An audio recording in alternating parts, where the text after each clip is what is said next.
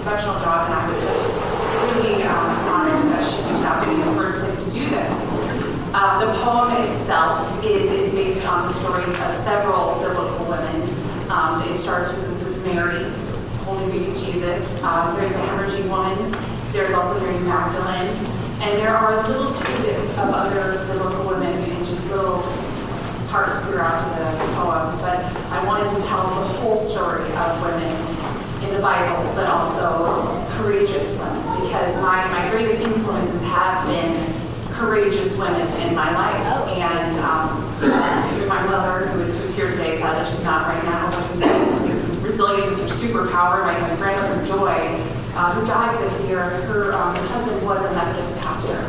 And the Methodist Church meant so much to her until her dying breath. And so the fact that she died this year, the year I was asked to do this, just couldn't have been more of an opportunity. It was really beautiful.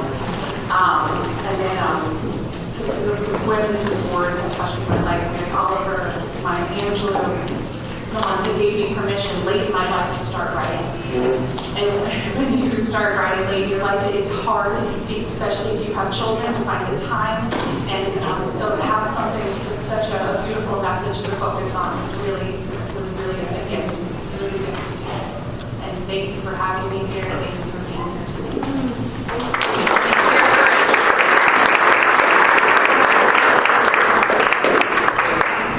I'm not well-spoken like Laura, but I can tell you a little bit about my process.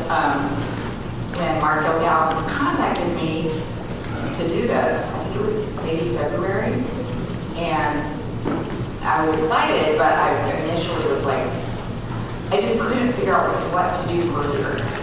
I'm used to taking old poetry, setting it to music, and I couldn't find any poetry that worked for this, and then God, I'm sure it was, put into my mind this poet that I had met a couple years ago that was local. And so I reached out to her because I had seen a few of her things online, and they always were steered toward social justice. And I just thought, I wonder if Laura could write something like this. So we set up a phone interview, and she's like, well, I'll give it a try. She didn't commit, but she said, let me give it a try. And she said, let me take a month and think about it. And I was like, okay. And she came back with this poem that we put today. And I burst into tears when I read it. And I thought, I'm going to ruin this. That was my literal thought. I thought, I cannot do this justice with music. And I was really scared going into it. And but anyway, we pressed forward, and bit by bit, almost immediately, I had the melody for the chorus. And at first, I tried to change it because I wasn't happy with it, but it just kept coming back. No, it has to be this, it has to be this. And now I love it.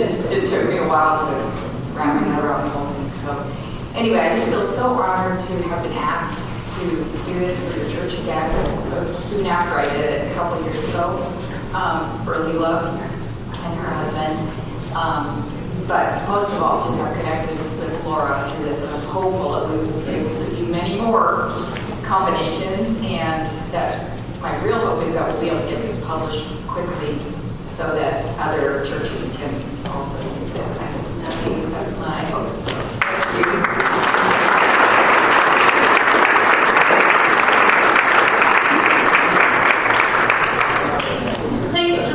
Questions if you have any for either one of these women. Sheila. Okay. The part that you wrote that you have a mouth, you have hands, you have ears. Were those ideas or things from the Bible? Yeah. So what was, she asked if the part about those who have hands, those who have eyes, those who have ears, yes, that is directly from the Bible. There was, it happened to be around Easter time that we were doing, that I just started this, and I was sitting with my daughter who was going through, we're part of the Catholic Church, and she was going through reconciliation, and there was a Bible verse we were reading together for it, and the verse ended with those who have hands. On optimism for healing, that's exactly what the words were. And so I thought, well, there's my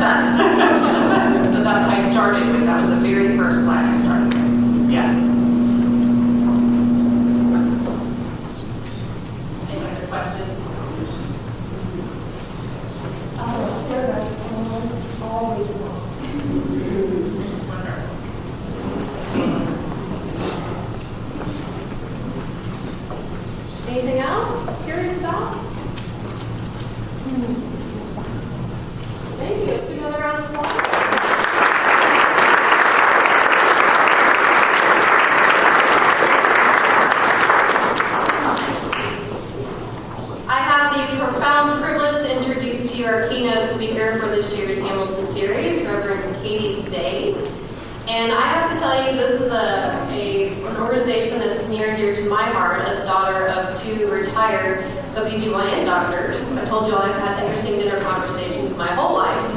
But I will tell you that as a grown adult woman, that the RCRC was part of our conversations I had with my mother about women's health care and the importance of caring for women in all stages of life, especially as tough decisions are made and if someone needs help and they don't know where to go. So we look forward to hearing more from Reverend Katey Zeh about that.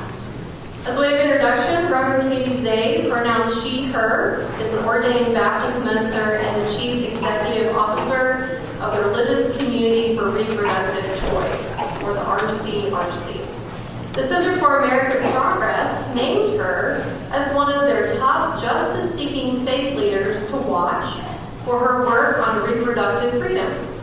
Reverend Katey has written for many outlets, including the Washington Post, Sojourners, and Religion News Services, and she regularly appears in the media, including the New York Times, The Atlantic, and Newsweek. Previously, she co-hosted the Kindreds podcast, and she's the author of 2 books, and we have those books here today. We have been told she'll sign them later on. A Complicated Choice, Making Space for Grief and Healing in the Pro-Choice Movement, and Women Rise Up, Sacred Stories of Resistance for Today's Revolution. Let's welcome Reverend Katey Zeh.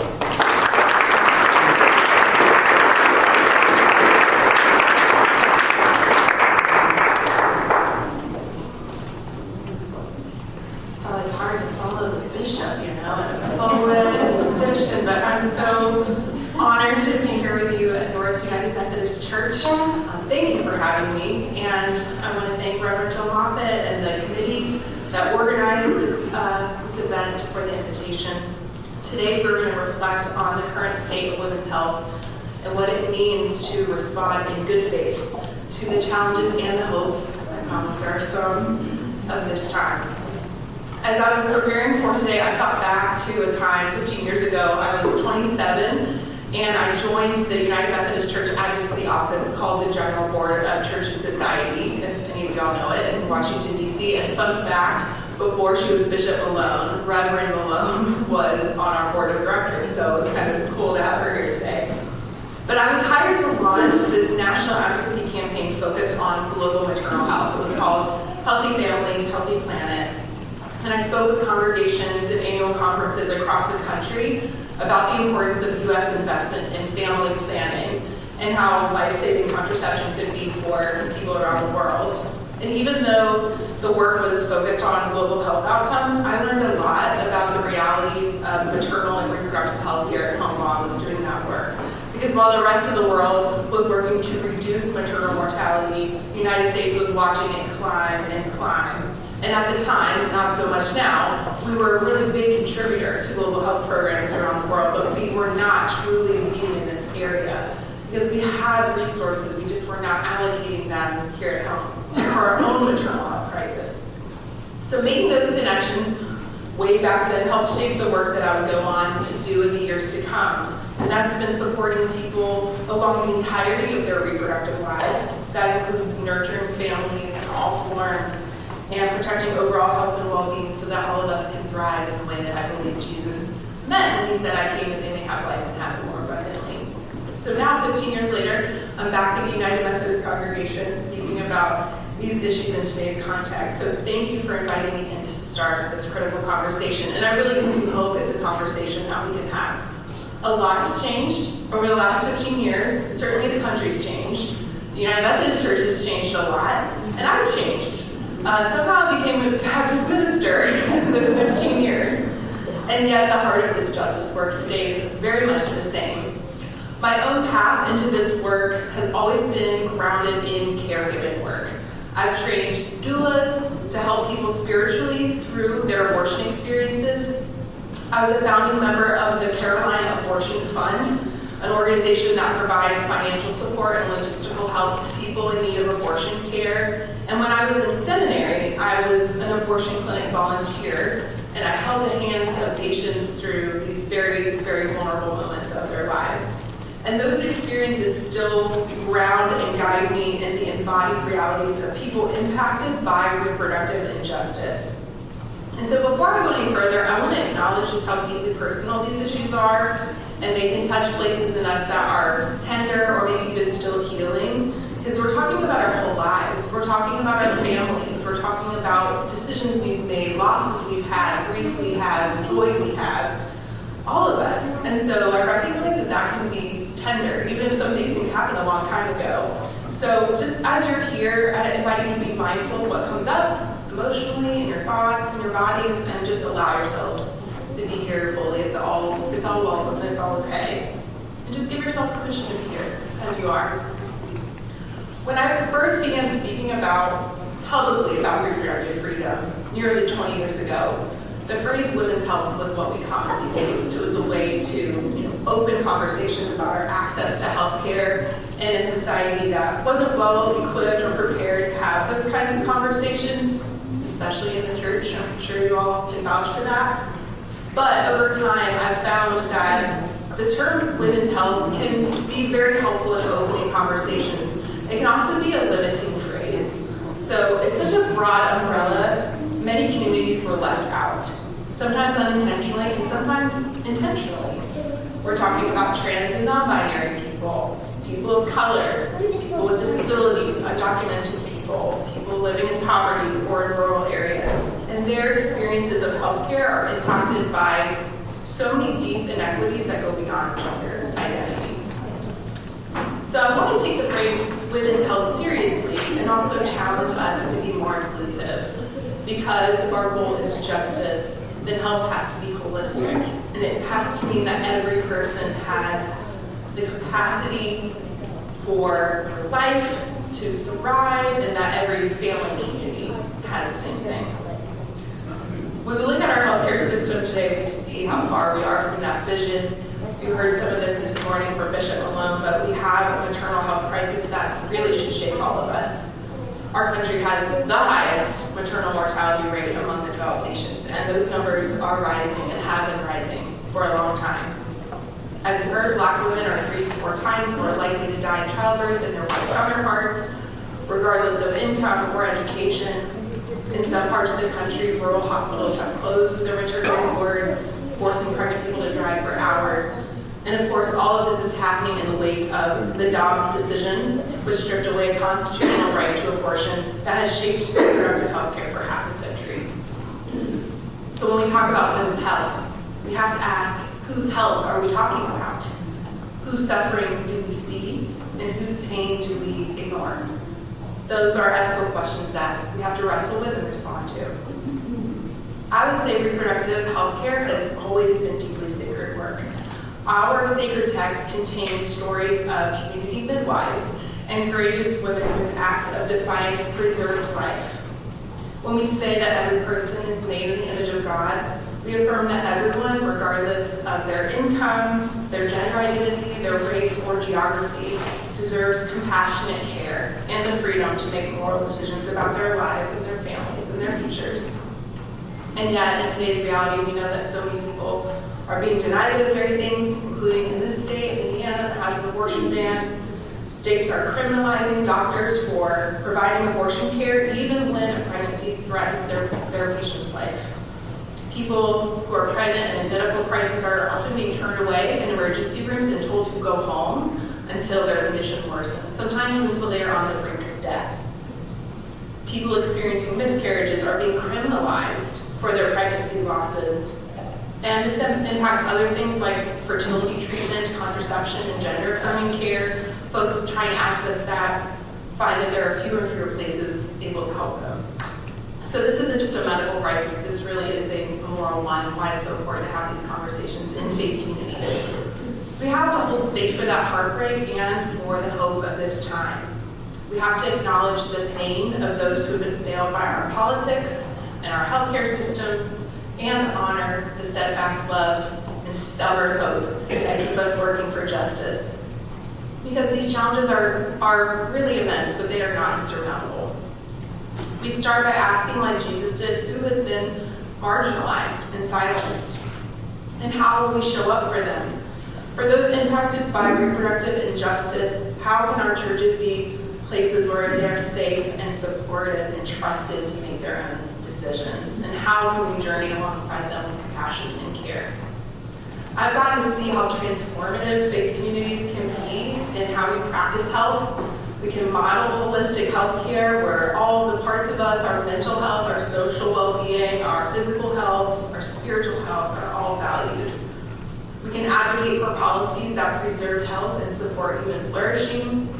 We can heal shame and stigma and amplify the voices of those who have been silenced.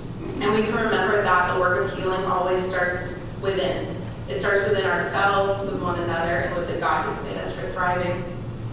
And when I think about how people of faith have shown up for those making reproductive decisions, I'm reminded that this work has really deep roots, and I'm going to talk more about that.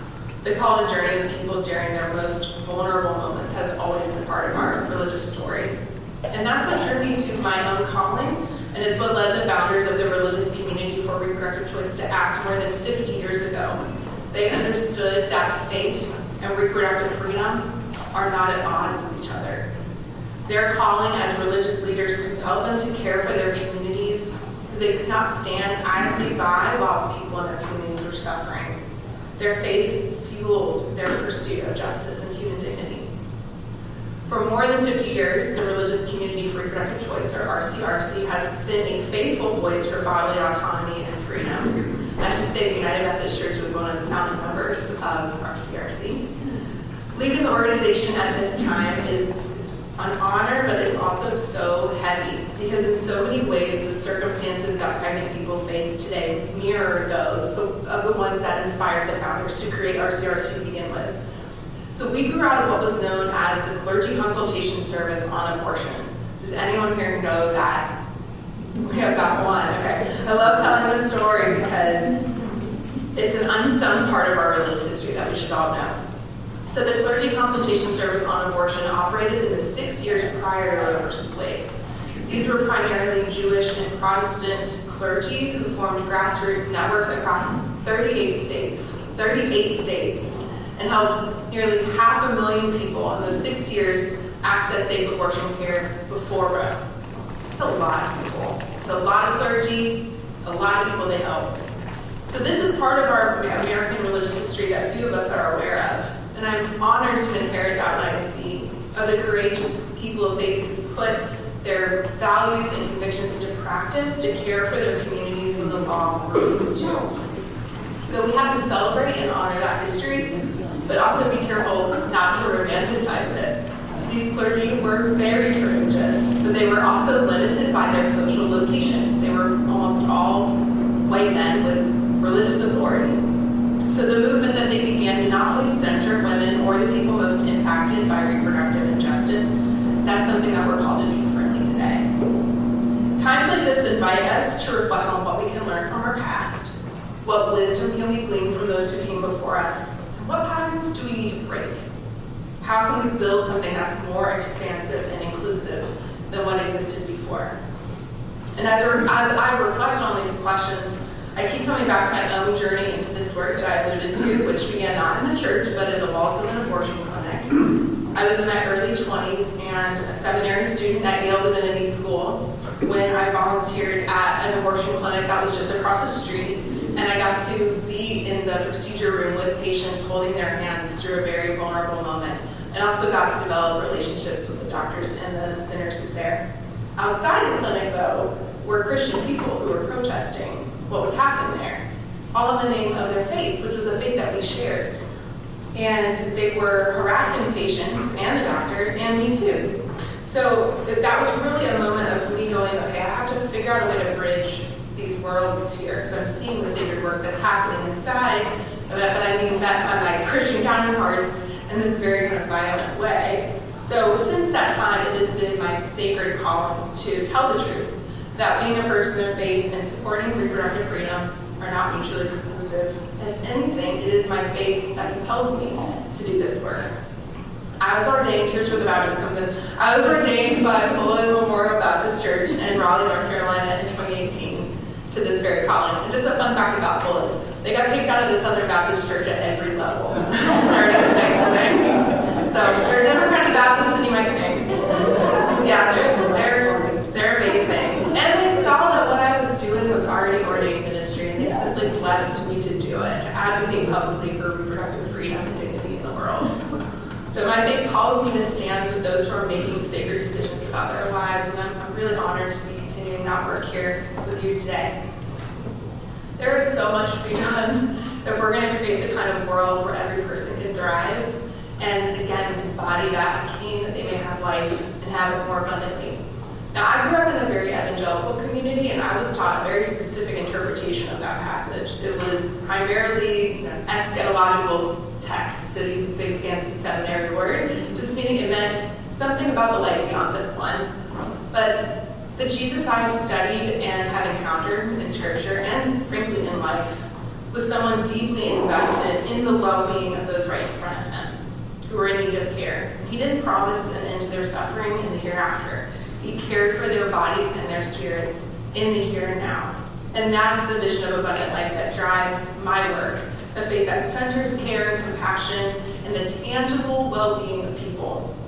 And I believe that our calling as people of faith in these times is to reclaim that embodied theology, to insist that God's concern for humanity includes how we are treated in our bodies in this world today. So a lot of people ask me to justify my work in biblical terms. They'll say, where in Scripture do you find support for reproductive freedom, and isn't the Bible against abortion? And as a matter of integrity and principle, I want to address those questions directly. Some of you may be familiar with the late writer Rachel Held Evans, who passed away several years ago. She was a shining light in the world of progressive Christian writing. And she wrote this really fun book called The Year of Biblical Womanhood, which I highly recommend. Okay, we got it again. But she said, there are times when the most instructive question to bring to the Bible is not, what does it say, but what am I looking for? And that question is so critical because we all have motivations when we approach a sacred text and when we go looking for an answer to a specific question. If you're looking for something in particular, you will no doubt be able to find it. The truth is that the Bible does not speak directly about abortion in the way that we understand it today. The few passages that mention pregnancy loss do not equate fetal life with the life of the pregnant person. And I think that alone is worth pausing over. But what we do have in abundance are stories of power and oppression and healing and resistance. Okay, well, we'll start with the passages about pregnancy and fetal life. And they might not be exactly what you would expect.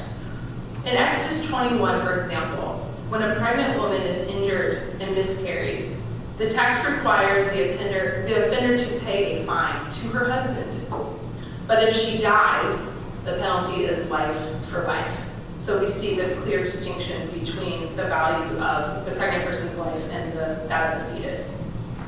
Then there's this really gnarly passage in Numbers 5 that's called the Ordeal Bitter Waters, in which a woman accused of adultery is forced to drink a concoction that's administered by a priest, a ritual that, if she's guilty, is meant to induce a miscarriage. So it's a purity test, essentially, and a very unreliable one at that, to determine her sexual guilt or innocence, and her pregnancy isn't valued at all. So that text is very disturbing, but it's revealing also that a woman's body isn't treated as a sacred vessel for potential life, but as a vehicle for determining her moral status. So there's an argument to be made then that, at least in these passages, the Bible doesn't support the idea of personhood at conception at all. That at least in these particular contexts and cultures, fetal life had a distinct category. It was treated differently from fully formed human beings. Now, I don't lift up these passages to prescribe a modern ethic, but rather to illustrate that Scripture has never spoken with one clear voice on these questions. There is no single biblical view on when life begins or how pregnancy should be valued ethically. In fact, some traditions, especially Jewish traditions, draw from Genesis 2, when the first human becomes a living being only when God breathes into them, suggesting that life begins at first breath and not during gestation. And I'll just say this. I have studied, as I'm sure many of you have, life's most complicated and complex theological questions that theologians and scholars have been debating for millennia. These are ancient, unanswerable questions around life and death and what all of this means. To me, to assert that any of us has the definitive answer to any of these timeless questions is an act of great hubris. And to me, the lesson is not that we can proof text our way to an answer, but that we are meant to approach these questions with humility and curiosity.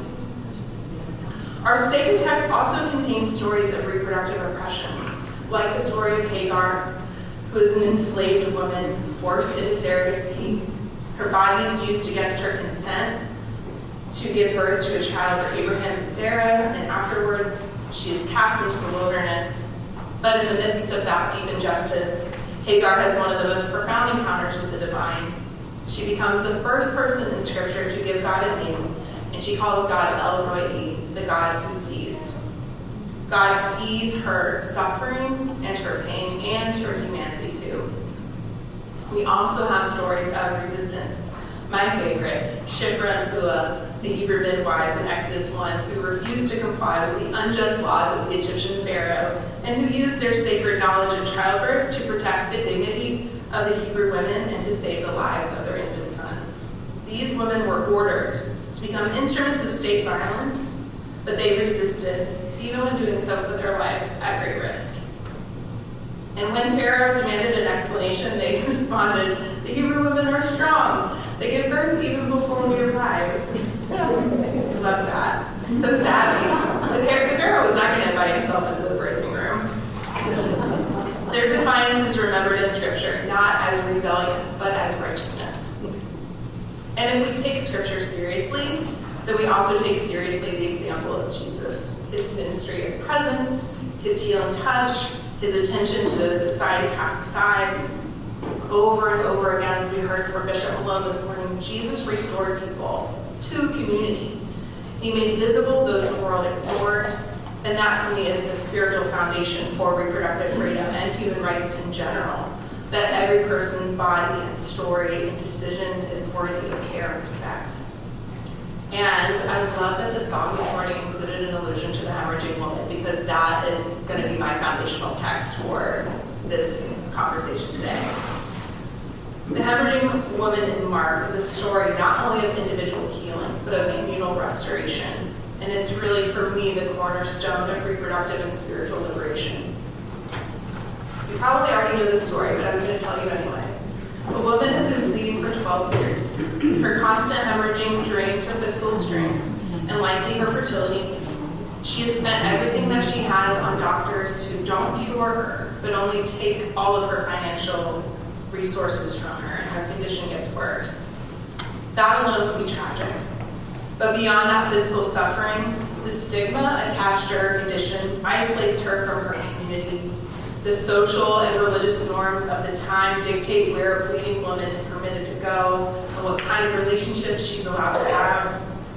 Her illness has not only weakened her body, it has defined the boundaries of her whole life. Even the gospel writer refers to her only by her condition and not her name. When she learns that a healer named Jesus will be coming through her community, she realizes that this might be her last chance to save her own life. It's time for her to abandon the societal rules that have failed her, to stop asking for permission to be healed, and to risk taking what she needs. If I but touch his clothes, I will be made well. She abandons the societal rules that have failed her and stops asking for permission to be healed. Amen. This risk is worth it, as it might very well be her last chance to save her life. And so as Jesus moves through a crowded street, she reaches out, her fingers barely grazing the bottom of his garment, and she feels the healing in her body instantly. Her bleeding has stopped. And what amazing body awareness, right, that she has. She knows this right away. Her intuition was right. And it stops Jesus in his tracks. Who touched me? Everyone is touching you, Jesus, the disciples say. I mean, they're not wrong. But they're unaware of what's just happened between him and this woman. He's been moved physically, and he doesn't know by whom.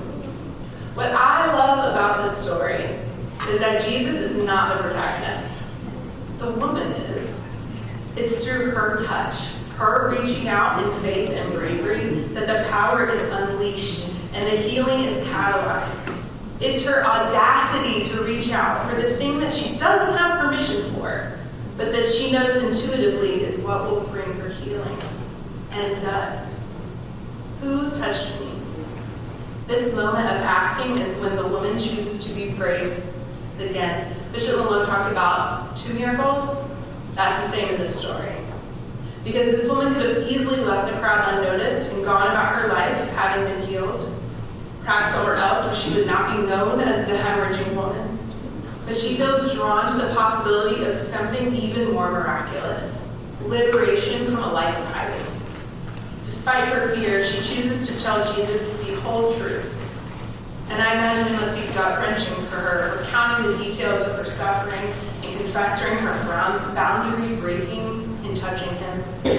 But as she breaks the silence of her isolation and gives voice to her pain, she finds even deeper healing. And I imagine so do the people who are gathered there. Because in the crowd surrounding the healer and the healed one are people who have shunned this woman, the ones who have been complicit in her isolation. And there are also those who suffer similarly, who also feel outcast. So I wonder, what impact does her truth-telling have on them? How might her story serve as a catalyst for collective change for the entire community? After hearing her story, Jesus responds with compassion and kindness. He doesn't ask her what caused her bleeding. He doesn't blame or shame her. In front of everyone, he calls her daughter and affirms that her faith has made her well. Her faith to go against the cultural rules that kept her sick and oppressed, to seek her own healing without asking for permission, to overcome her fear, and to share her story, no matter the cost. And without her knowing it, begin a change within him and within her community. In the Gospel of John, Jesus says, the truth will set you free. And I think truth-telling frees all of us, but it takes faith and strength and bravery. Embracing our inner knowing requires us first to shed the stories others have given us that have silenced and shamed us from speaking up and speaking out. Like the unhelpful doctors who took advantage of the hemorrhaging woman's vulnerability, others can be far too eager to offer help that actually hurts us. They draw uninformed conclusions and take it upon themselves to define what is right and wrong for everyone else. Without understanding or acknowledging our personal circumstances, they insist on a truth they claim is absolute, offering simple answers to life's complex questions. They wield these tools of oppression disguised in the language of love and helpfulness, and whether their intentions are to harm or to heal, they push us deeper into isolation instead of toward liberation. Thankfully, this gospel story offers us a different path to claim our own inner knowing that resides in the quiet stillness of our hearts. This account of a woman's feeling of body, mind, and spirit is a testament to the truth that we know exactly what we need. We have the power to be the catalyst for our own healing and flourishing. And though others might try to sway us to make different decisions, the divine voice of God is always there within us, whispering words of truth, nudging us toward the best path for our circumstances, and reminding us that we are never alone. So if we can tune out those voices that condemn and judge and make false promises of healing, we can begin to recognize the sound of sacred wisdom that speaks to us with love and with truth. So this story for me is the foundational text for reproductive freedom. It demonstrates that wholeness and liberation do not begin with external authority. They begin with a person whose life and body are at stake. So when people ask me how my faith relates to reproductive health and rights, I say faith is the reason I care so much. Because I believe in a God of compassion, of healing, who sees us and believes us. And I believe our bodies are sacred and that God trusts us to make decisions about them. All of this brings us to the present we are living in, a period of profound unraveling and reckoning. For decades, Roe v. Wade stood as a symbol of reproductive freedom in the United States, but as many of us have come to recognize, Roe is both essential and incomplete. It established a legal right to abortion, but not a moral framework that affirmed the dignity and agency of the pregnant person. Roe was decided not on the principle of bodily autonomy, but on the doctor's right to privacy in providing health care. In other words, the law centered the physician, historically almost always a white man, rather than the person seeking care. And this imbalance has had lasting consequences for the field of reproductive health, where patients, especially Black and brown, transgender, and poor patients, still fight to be believed and heard, and to receive care with dignity and understanding. When Roe fell, the fragility of that foundation was exposed, because rights that were never rooted in justice can be easily taken away. The truth is, the reproductive crisis we are in didn't begin with the Dobbs decision in 2022. It had been building for decades through policies that steadily stripped away access to abortion, the Hyde Amendment, parental consent laws, mandatory waiting periods, targeted regulations of clinics, and the systematic defunding of reproductive health services. The result is a patchwork of care where, as you all know, your zip code, your state, your income determine your reproductive destiny. And the same inequities that shape access to abortion shape maternal and women's health outcomes overall too. These are not separate crises. They are one story of control, of who is allowed to live freely and who is not. In states like this one, with abortion bans, maternal mortality rates have spiked. In Texas, for instance, one recent study showed maternal deaths more than doubling since Dobbs, particularly among women of color, and infant mortality has increased significantly as well. Doctors report delaying life-saving care for miscarriages out of a fear of prosecution. This is what happens when politics and not patients dictate medicine.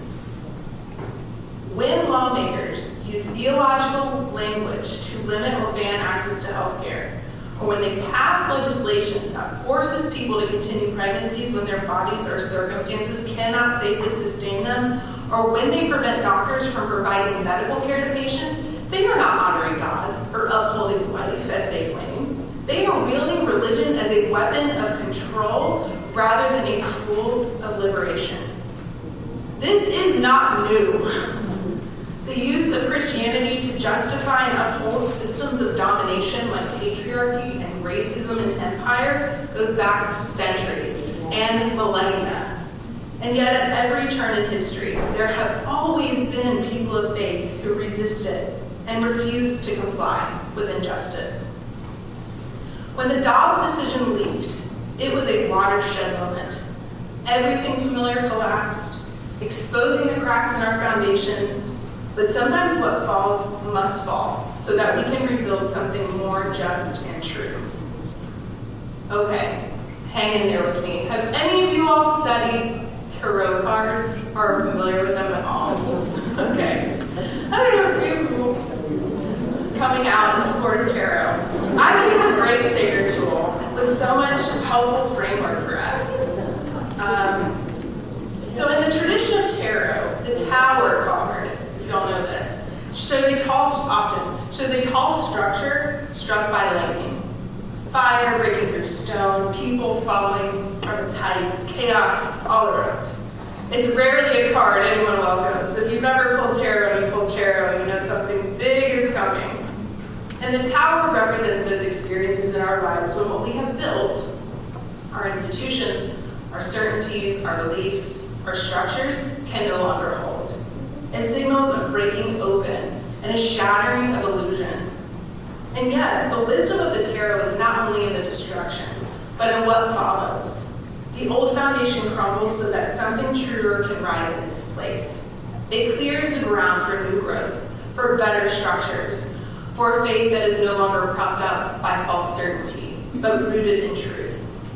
So when I think of the world after Roe and after Dobbs, that is the image I return to.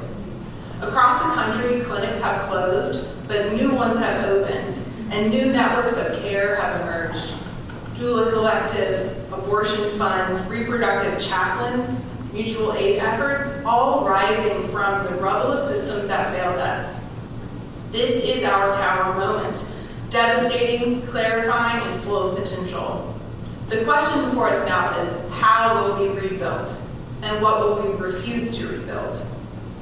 This is where the framework of reproductive justice offers us a way forward.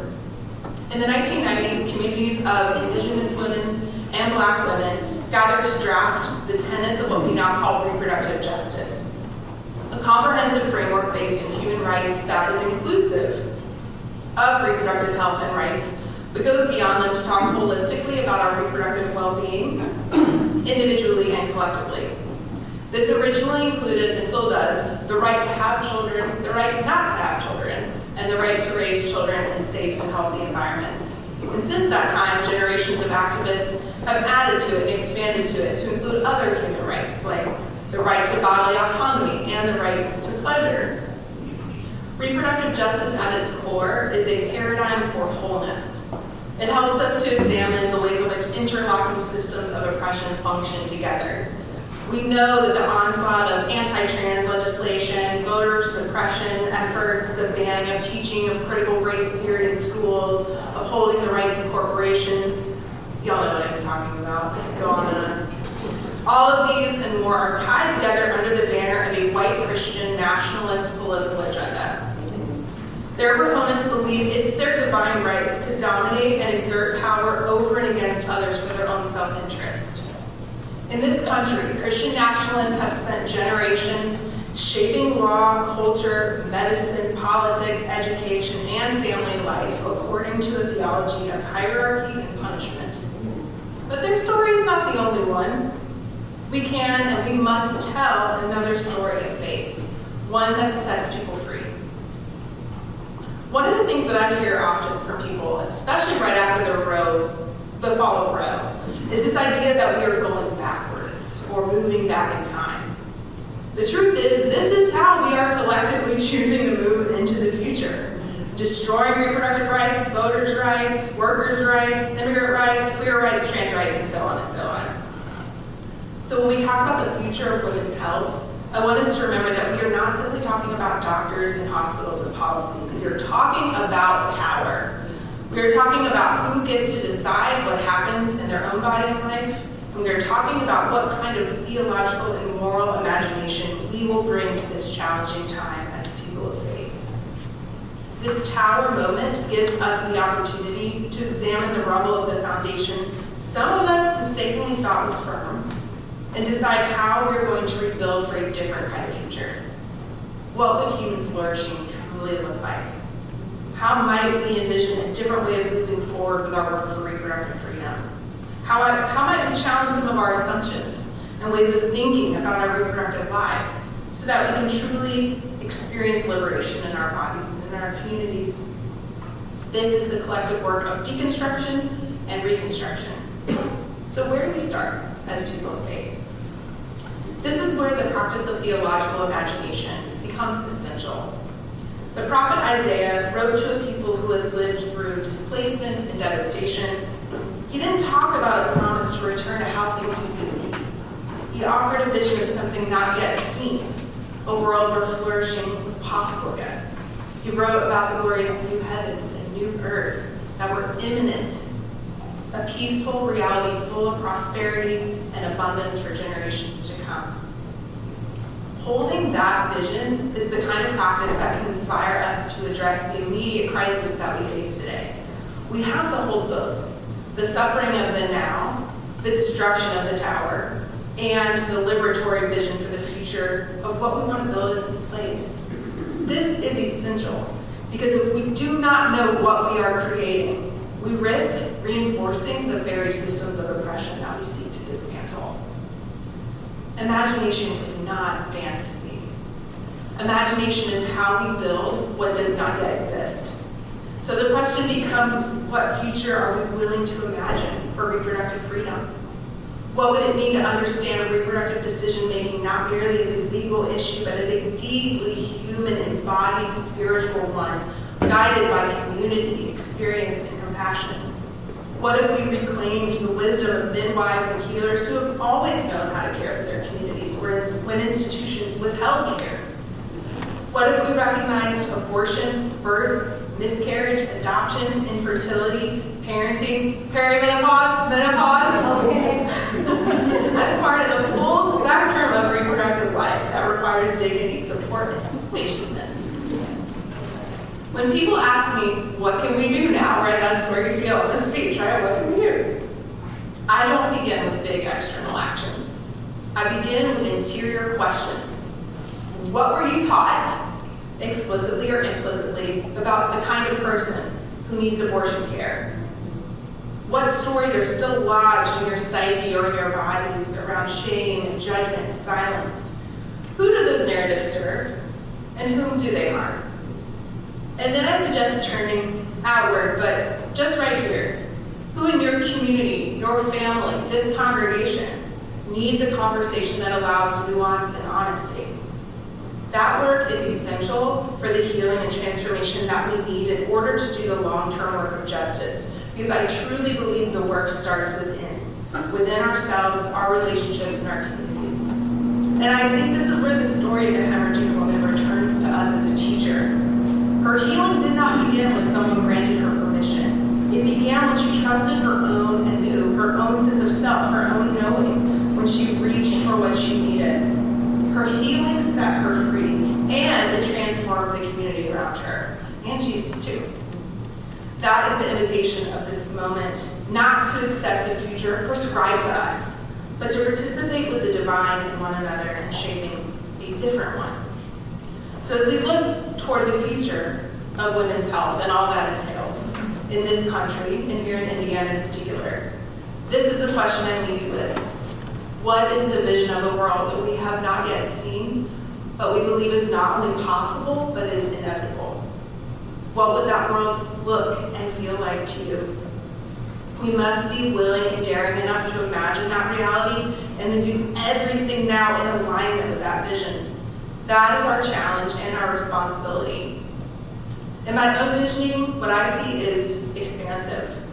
Reproductive health care that is inclusive, accessible, and affirming for everyone. Policies that support pregnancy, parenting, and family life in all forms.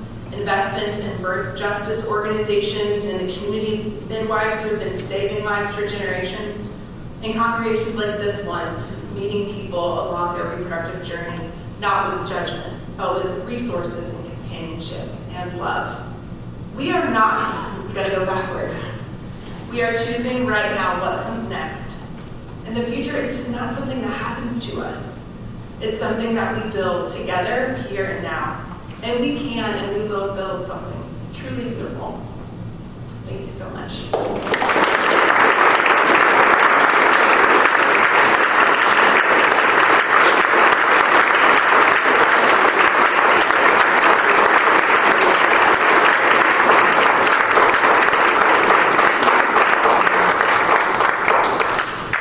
Amen. Thank you. We're going to take a few questions now. So if you had some that popped up as she was speaking, questions? What gives you the most hope and optimism that maybe can do a surprising source? What is the hope or encouragement that's come up for me, maybe from a surprising source?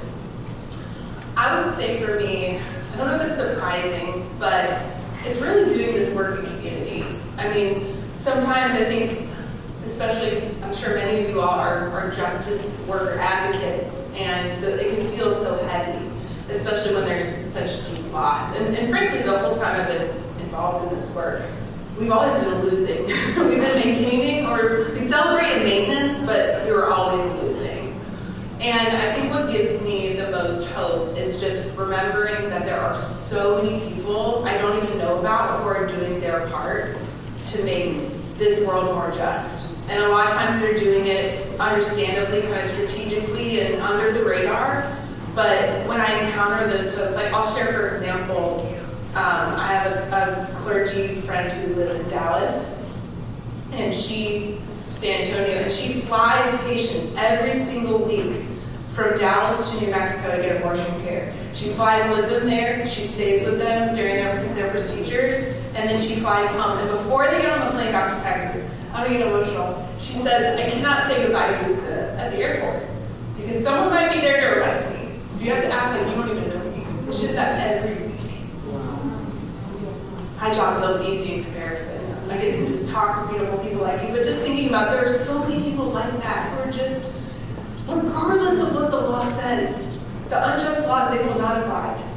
They will continue doing the work, and that's what gives me hope every day. And to know that I just have to do my piece. Sometimes I wish I could do more, but as long as I'm faithful to my own calling, then I know I'm doing my part, and I'm doing it like in this orchestra with everyone else doing their parts. And so that gives me hope to know I'm just one person, and I'm surrounded by people who have similar callings and are being very, very faithful to it. Yes. Yeah, go ahead. I really love what you said about how to, small steps can make a large impact. And so as we are looking at reframing our own biases, our own thoughts, our own rooted imagery, do you have some tips and suggestions on ways that you help reframe that? Like at the Heartland Film Festival here in Indiana, I saw the Zerowski versus Texas documentary. Mm-hmm. That was very important to me because it taught me a lot, and it was moving pictures seemed to help the documentary. I'm curious if you use tools like that, and you can help us with how we can start doing that in our circles. Yeah, so asking about tools that can sort of help us reframe maybe some of those like past judgments we have and how we can move into a different place and how we feel about these things. Is that kind of your heart of your question? Right, like why is this important? When a woman need an abortion? Why are women dying? Mm-hmm. Right.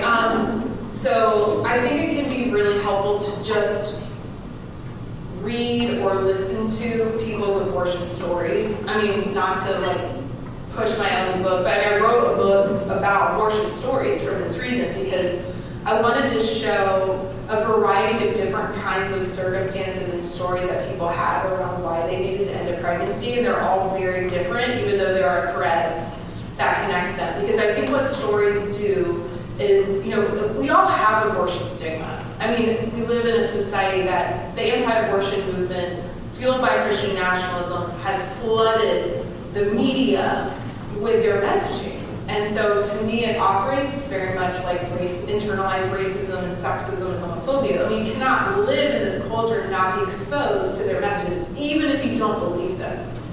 And so I think just recognizing that that's within us, and it's okay, and it's our responsibility to deal with it, but it's not your personal fault that you have it. So if abortion gives you the ick, that's manufactured, and it's real, and there are definitely ways to move through it. And I think abortion stories are one of the best ways, and there are so many places. I mean, my book has them. There's Shout Your Abortion. There's an organization called Exhale that has abortion stories.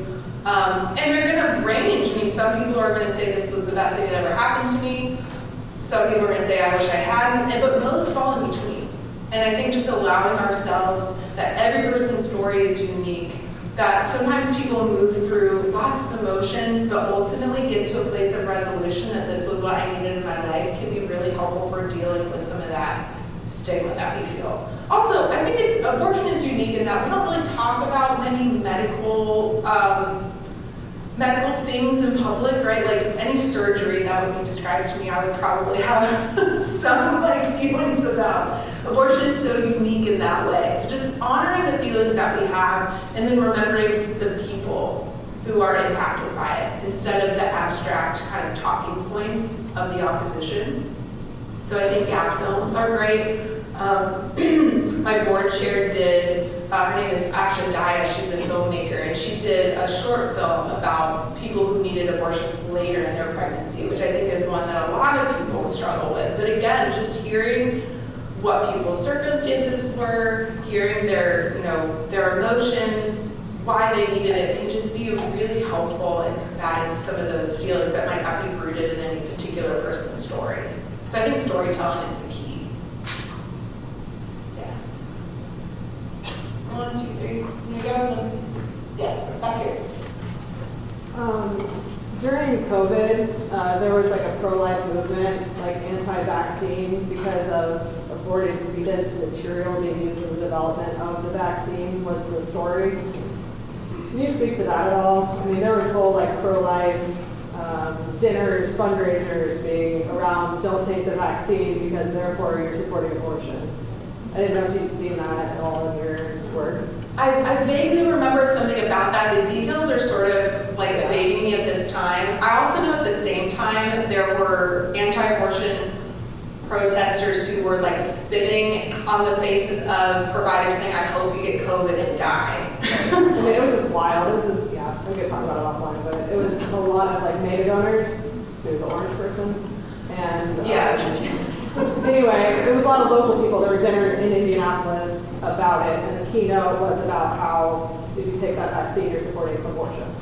Yeah, I mean, I think without remembering all the details, because I do remember creating a letter around this, I'm not remembering the details, but I think everything is all about fear, right? Like it's all about, that's why they're saying, oh, there's like abortions in the water now, right? Like we're hearing this kind of talk, and it's so ridiculous and unprovable, but to me, all of it is aimed at just making people fearful of accessing healthcare and of the people who provide it and who need it. Yeah. So even without addressing that particular things, again, like it was I don't remember all of the details of that. I just think all of their messaging is around making us collectively uncomfortable and fearful, Sure. especially of healthcare providers, which is something that I've seen. The stigma around healthcare providers has been on the rise since like COVID. You know, we can't trust these people. Right. You know, Scientists. we can't trust science. Right, exactly. That's why it's all interconnected. Thank you. Yeah. I just think I have two questions. One was you said something about its mortality rate for the African women of color. Mm-hmm. I'm just curious, why is that more than just Caucasian women? Why is it a higher rate? Yeah, it's a great question. I think what we've discovered is it's just racism because we're looking, and Black women not being believed when they say, I'm experiencing pain. They're not heard by doctors in the same way. And I think, I believe it was Serena Williams was really big on talking. She had an experience in the ER where she was bleeding out, and she kind of had to orchestrate her own care. I think that story helped people see, like, you can be Serena Williams and still not be believed by a doctor with every access to everything. I think there's so much obviously misinformation, so much lies, and let's lie after lie. There's so much discrimination, especially Yes. out in the world. In my opinion, personally, I believe anybody can call themselves a Christian. You can go to church. In my opinion, that doesn't mean you're a Christian. Just because Right. you go to church, that doesn't mean you're following Christ. Anybody can say, Yeah. I just said I'm a Christian nationalism. Like just to say as a Christian, that doesn't make it. That doesn't make it. I'm to treat people, and also Christians will go to heaven, Jews, Muslims, other religions. I disagree. Yeah. I think the more I studied Christian nationalism too, at first I naively thought they actually care about the tenets of Christianity and want to impose those on others, but it's really just about money. I mean, the more I studied it, it's just about corporations and money. That's all it is. It's just really infuriates when people say, like, oh, I'm pro-life. What does that even mean? Right. And then in other words, what they mean is, They're anti-abortion. exactly. Yes. When the baby is born, they will nothing. That's right, yes. So the labels are not always helpful because most people identify as pro-life and pro-choice in the sense that they are for people making decisions. They also want to preserve life, like in general. So those labels I find are very unhelpful because most people don't really identify with one or the other, as Trish says. Yeah, I just want to make sure everybody has time to ask questions. Yes. I'm curious, have you met Dr. Bernard? I don't know what Dr.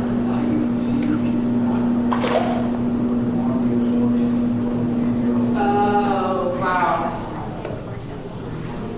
I have not had it. This is actually my first time to Indiana, but I did follow that story, and what a heartbreaking, horrific story.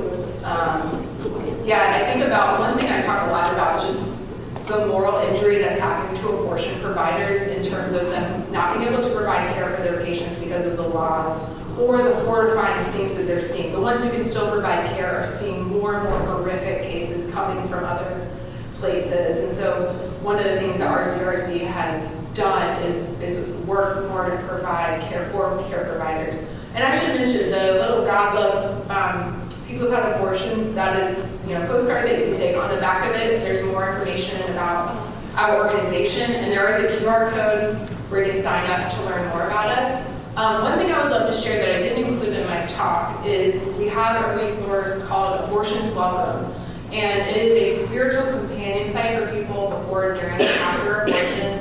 It also has a comprehensive list of resources for people if they're looking for like medication abortion specifically, or I have a legal question, or I have a medical question. We link to all of those reputable sites for people, so it's kind of a one-stop shop for folks who are looking for like pro-choice spiritual resources, but also might just need to know how to get an abortion to start with. And so you can find that on our website. I encourage you to just keep it, to share it with folks. I just did my first self-managed abortion training, and if that's sounds like a lot, it's really not. It's just about how to teach people how to use medication. If they can't get to a clinic, they can get access to pills. It's very easy, very safe, very effective.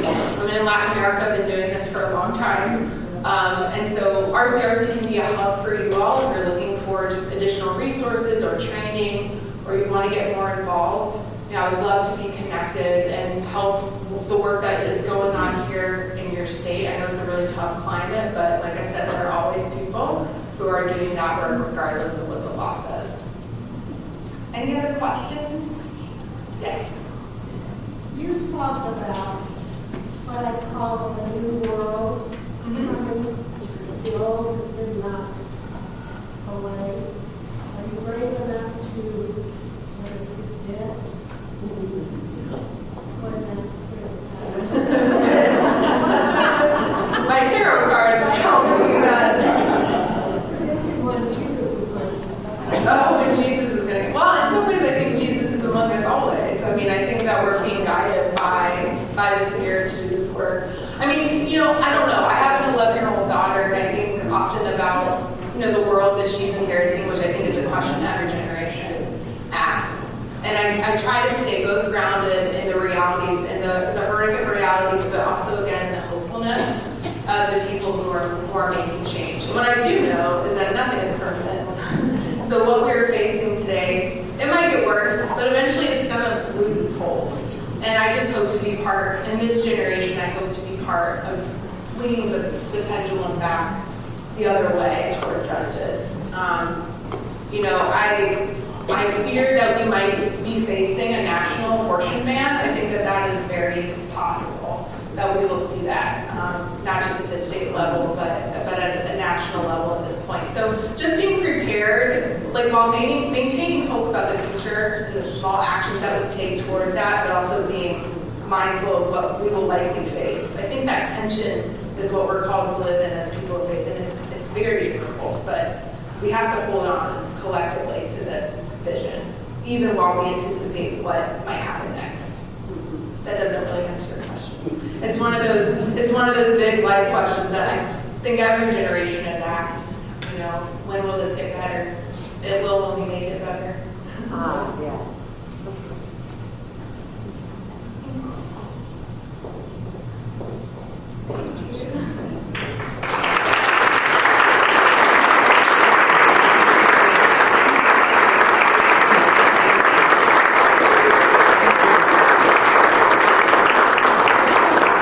Thank you all so much for coming out today, both for worship, for lunch, and Reverend Zeh. She will be in the back where her books are, signing for you if you'd like to have a book signing and just ask for any more questions that you may have as you leave.